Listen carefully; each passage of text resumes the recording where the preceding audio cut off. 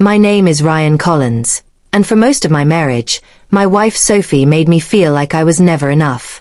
She used to say it jokingly, but I always heard the truth behind her laughter. When I lost my job 3 years ago, she didn't hug me or tell me it would be okay.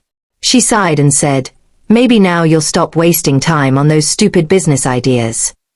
That night, I promised myself I'd prove her wrong, but I didn't realize how deep her betrayal would cut. Months later, I started a small tech company with my best friend, Dylan.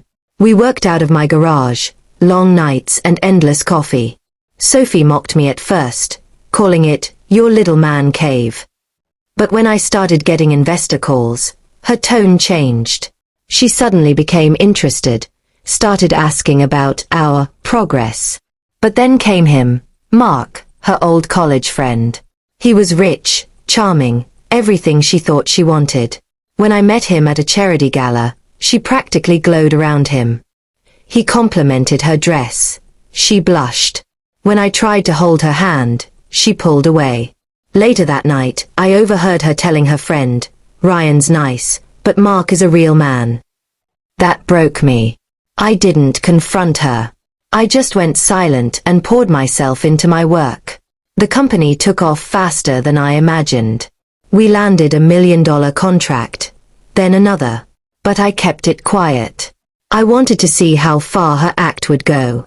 Then one night, Sophie came home late, smelling like cologne I didn't wear. I asked her where she'd been, and she shrugged, saying, "Mark had some contacts who could help you. You should thank me." I nodded, hiding the truth that I already had everything I needed.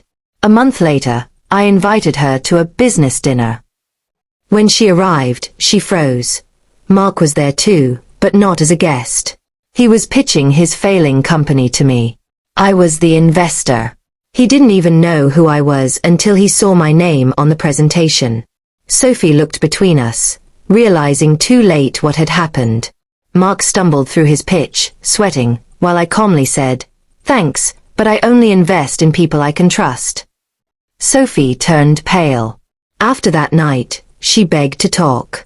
She cried, said she made a mistake, that she was just lonely. I simply smiled and said, "You laughed at my dreams, Sophie. Now you're not part of them." I filed for divorce 2 weeks later.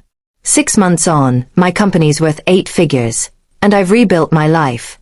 Peaceful, loyal, honest. Sometimes people ask if I miss her. I don't. Because the best revenge isn't destroying someone who hurt you. It's succeeding so completely that their memory no longer matters.